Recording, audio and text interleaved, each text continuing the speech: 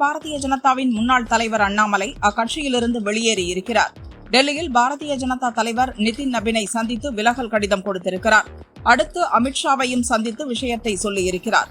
தமிழக பாரதிய ஜனதாவின் உட்கட்சி விவகாரங்கள், கட்சியில் தாம் ஒதுக்கப்பட்டிருப்பது உள்ளிட்ட பல காரணங்களை அவர் கட்சி தலைமைக்கு சொல்லியிருக்கிறார்.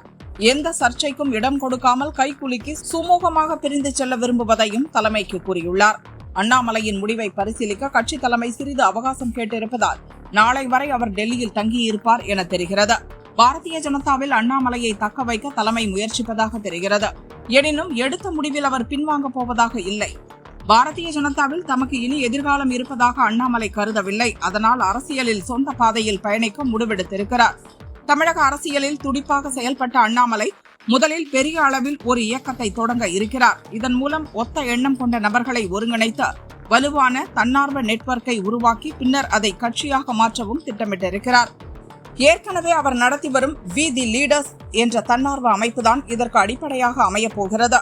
தமிழகத்தில் விரைவில் வரவிருக்கும் இடைத்தேர்தலில் அவர் தனித்து களமிறங்கி தமது பலத்தை பரிசோதிக்கக்கூடும் என்று கூறப்படுகிறது.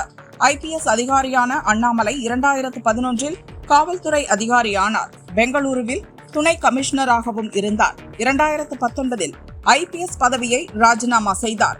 2020 பாரதிய ஜனதாவில் சேர்ந்தார். 2021 மாநில தலைவரானார்.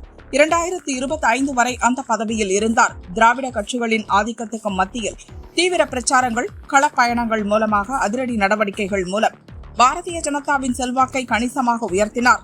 அந்த நம்பிக்கையில் சட்டசபை தேர்தலில் பாரதிய ஜனதா தனித்து போட்டியிட வேண்டும் என விரும்பினார். ஆனால் பாரதிய ஜனதா தலைமையோ அதிமுகவுடன் கூட்டணியை விரும்பியது. இதில் மாற்று கருத்து கொண்டிருந்த அண்ணாமலை மாநில தலைவர் பதவியிலிருந்து நீக்கப்பட்டார். சட்டசபை தேர்தலில் பாரதிய ஜனதா சீட் கொடுத்தும் அண்ணாமலை அதை மறுத்துவிட்டார். கட்சிக்குள் அவர் ஓரங்கட்டப்படுவதாக கூறப்பட்ட நிலையில் இப்போது கட்சியிலிருந்தே விலகி இருக்கிறார்.